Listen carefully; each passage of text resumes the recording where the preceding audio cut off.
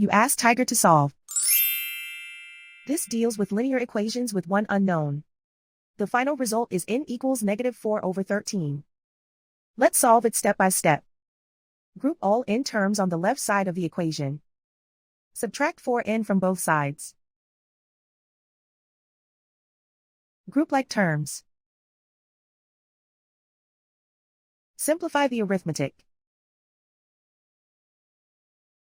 Group like terms. Simplify the arithmetic. Group all constants on the right side of the equation. Add 12 to both sides.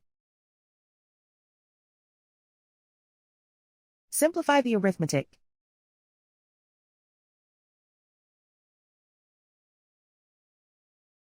Isolate the n. Divide both sides by -13. Cancel out the negatives. Simplify the fraction. Move the negative sign from the denominator to the numerator. And so the final result is n equals -4/13.